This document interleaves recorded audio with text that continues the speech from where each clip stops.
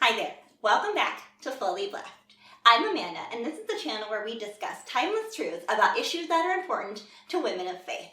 And today we are discussing something that I've been learning a lot about lately, and I wanted to share my thoughts with you about trusting God.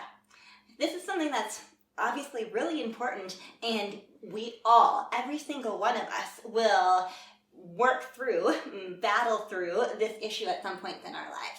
So join me today as I share about 4 things in particular that I've been learning about trusting God. So the first one being, why should we trust God? The second one that we'll talk about is, how do I know that I can trust God? The third one, and probably the most convicting one, is, what does it say about me and my heart if I don't trust God right now? And then the fourth one is, how do I trust Him more?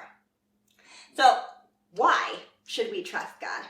Well, quite frankly, because we're told to. There are many Bible verses that tell us either implicitly or explicitly to trust in God. Proverbs 3:5 is one of them, and Psalm 37:5 is another.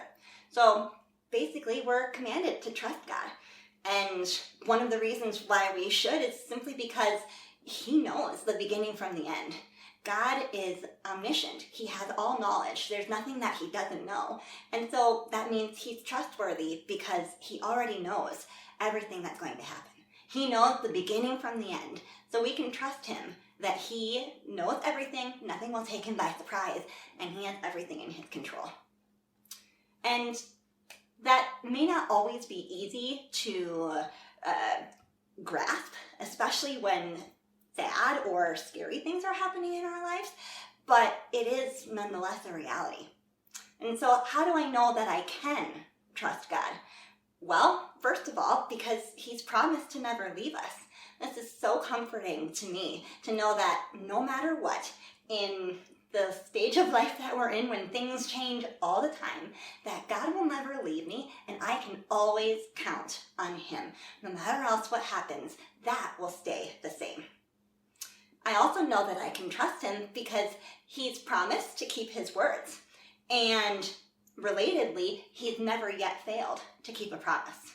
There are many promises and prophecies in the Bible, and all of them have come to pass. There has not been anything that God has said that has not come true.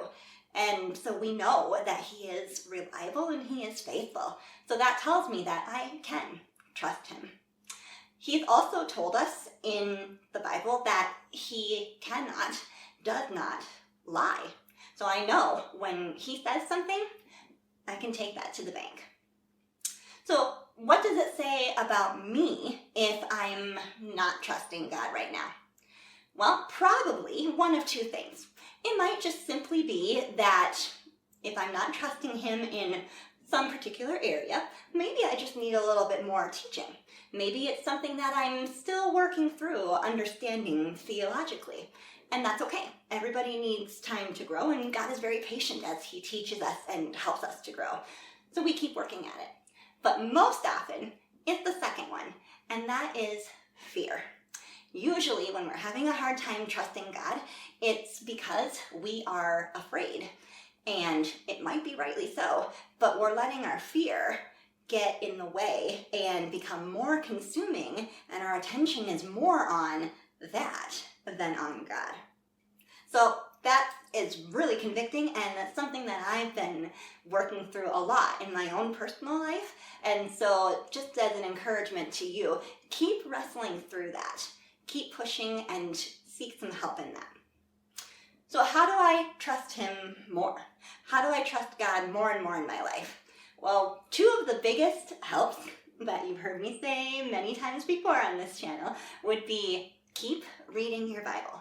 Read more and more, especially when things get hard and sad and we're filled with doubts. Keep filling your mind with truth from the Scriptures. And keep reminding yourself about what you know to be practically true as well in life. You know, sometimes when things get scary or sad or we're worrying and our mind automatically, at least mine does, jumps to the worst case scenario. So sometimes it's really helpful to just remind yourself, nope, that's likely not going to happen. Most likely, here's what's going to be the result. Most likely, this is what's going to happen, and it's going to be okay. That's okay to do that. You might need to keep telling yourself what is true in the practical, physical world also. And the last thing would be pray lots. This is a time where you need to pray a lot and find someone that you trust. Maybe a family member, maybe a parent, maybe your pastor. Find someone that you trust who can pray a lot for you.